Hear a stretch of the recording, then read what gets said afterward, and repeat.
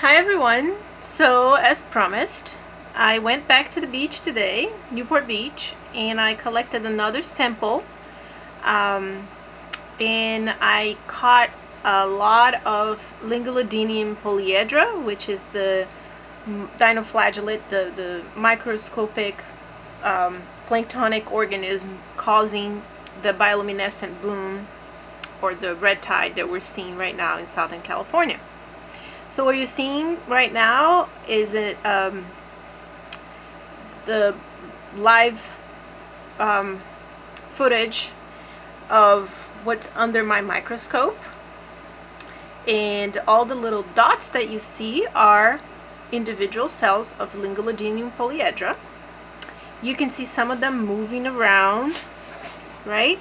There's a lot of shaking because unfortunately the table that I'm using to hold my microscope is not super stable, but most of the motion that you see, particularly the circular motion that you see and some of the cells are doing right now, is it's the typical motion that we find that we observe in dinoflagellates. So this kind of like circular motion, they're constantly trying to break the barrier that forms around their bodies so that they can acquire new nutrients and also eliminate any kind of waste that they have. So they're constantly trying to move around to do that. Most of them are not moving around though, and so what you see, there's right in the middle of the frame, you see a very active rotifer trying to prey. It's usually looking for Lingulodinium polyedra cells that have already bursted out of the capsule of the theca. So the capsule of the dinoflagellates, we usually refer to them as theca. So what you see right in the middle of the frame is a rotifer, that's an animal, trying to prey on the dinoflagellate, which is a protist. Alright, so now I'm going to switch from the objective that I'm using right now. We are looking at this at 100 times magnification, so we're going to move now to 200 times magnification. So we're going to get a close up.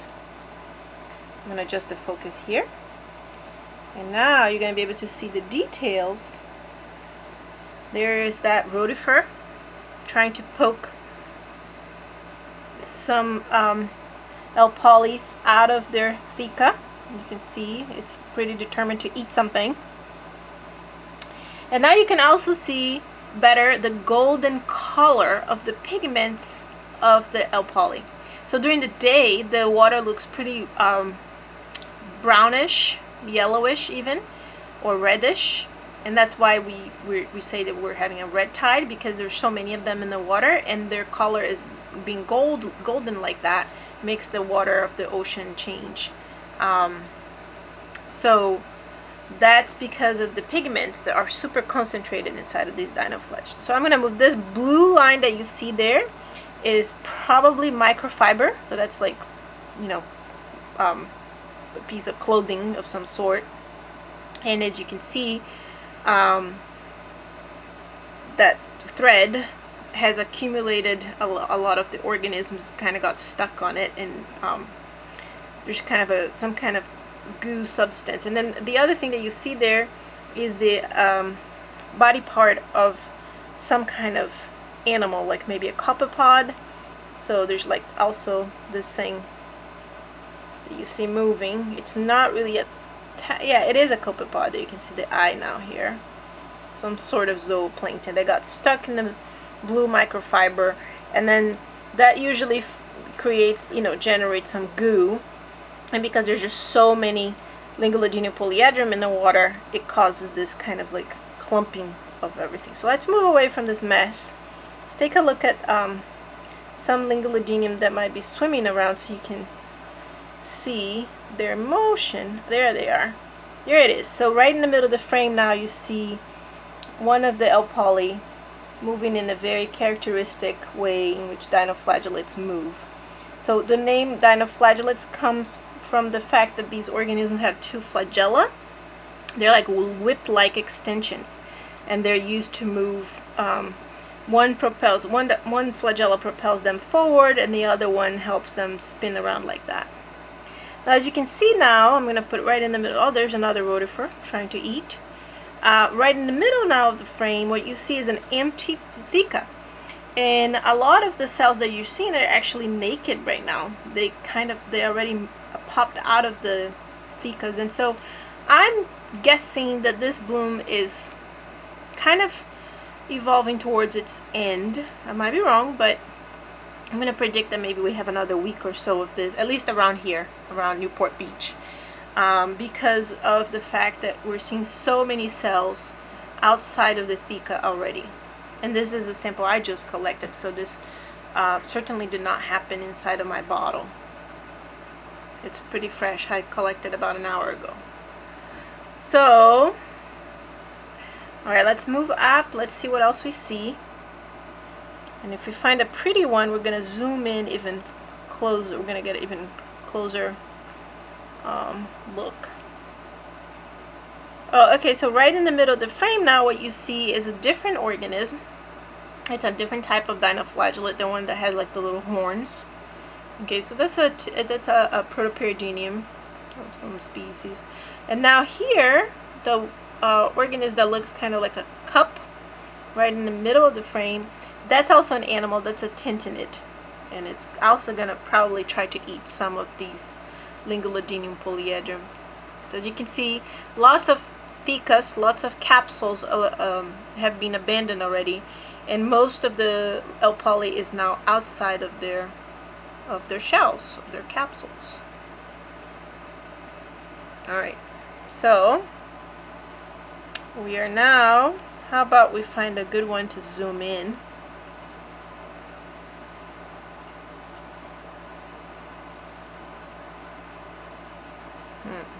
I don't know, guys.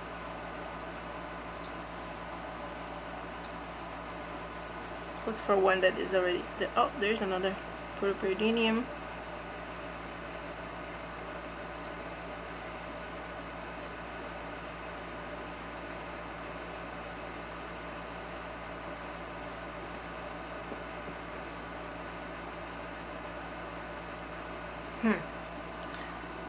Okay,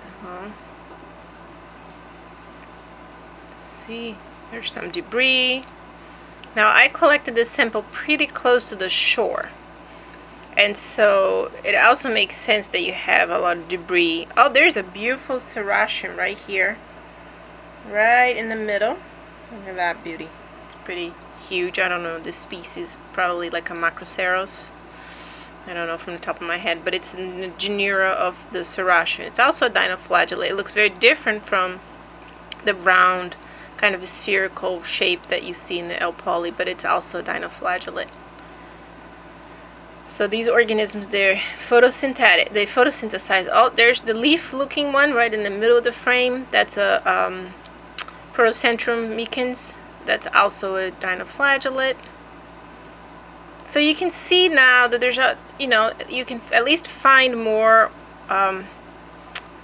variety in this community than what we observed a few days ago. Okay, here's a good one, spinning around, looking pretty healthy, still in a capsule. So I'm gonna zoom in. I'm gonna move now from 200 times magnification to 400 times magnification. So now we're gonna get a really close look. Oh, hold on. Let me adjust my focus here. Okay, there you go. So there you have it. There is your close-up, and you can see it's right now.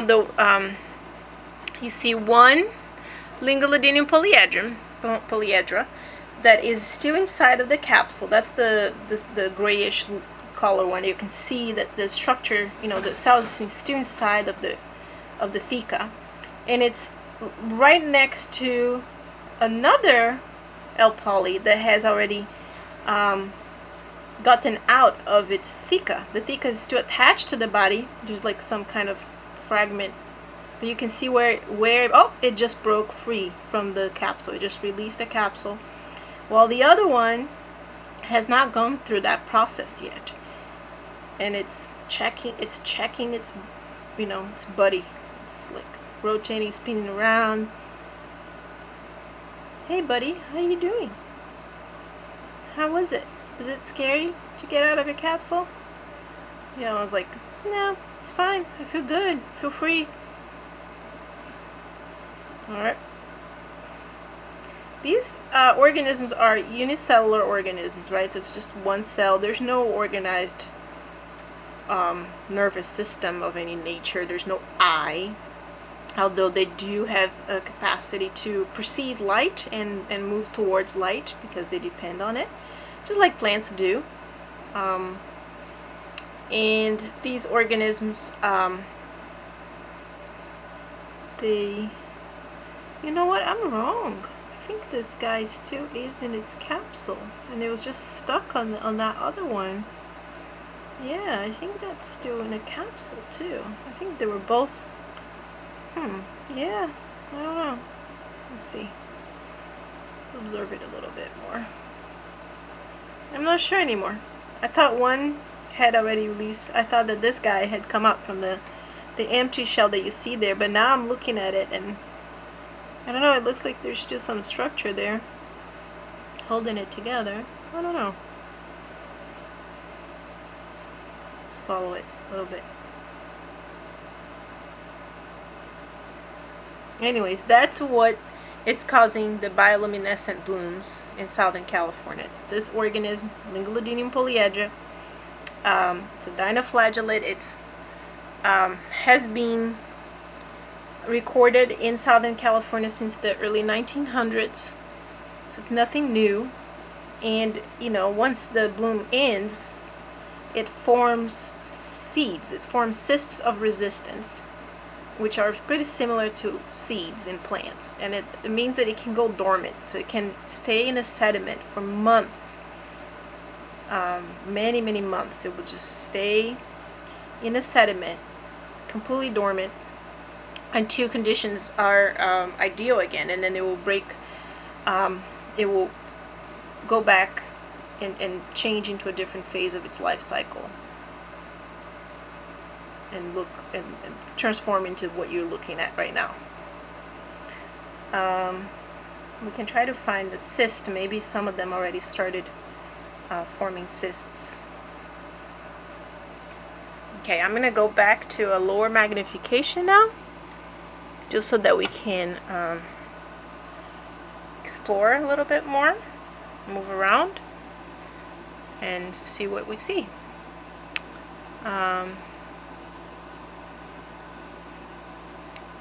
Yeah, so I think it's pretty fair to say that this bloom is coming to an end.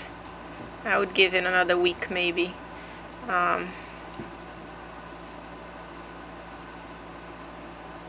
Here we go. Let's see.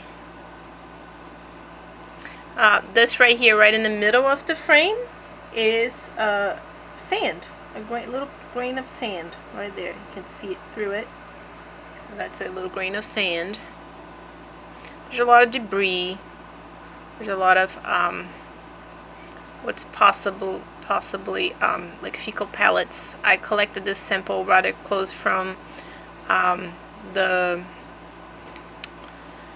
some rocks that had bivalves on it, barnacles and whatnot. So it's probably, some of this goo is probably aggregates formed around fecal pellets. There's a beautiful protoperidium down there.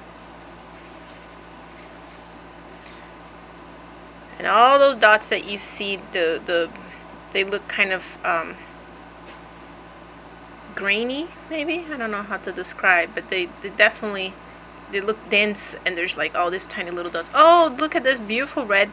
So the red, big fat, round organism right in the middle of the frame. It looks like a top. And has got a lot of red pigments inside of it. That's a protoperidium.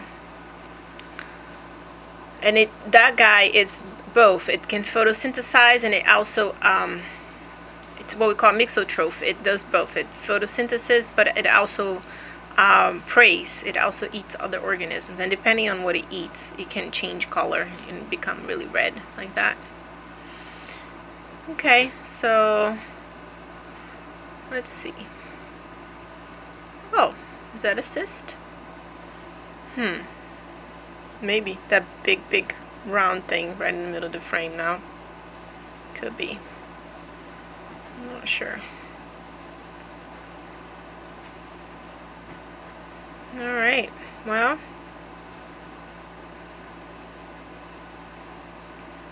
yeah, so if you have not gone yet to see the bioluminescent bloom, I would say it's probably, it might even, I don't know, we might not even see it tonight anymore, because these guys look done to me. They look like they're pretty much ready to go and move. Oh yeah, this is a cyst right here.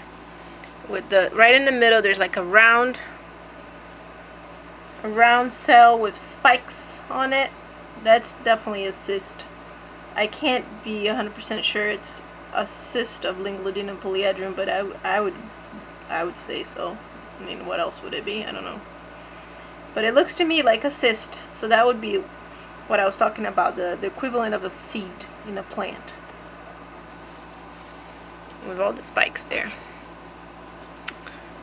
Right, so yeah, and so it might be the case that the bloom is kind of going, so that when a bloom is about to end, we say that it's going into senescence, so it might just be going through that. Oh, there's another serratium right here, different species from what we saw earlier. But yeah, so it's probably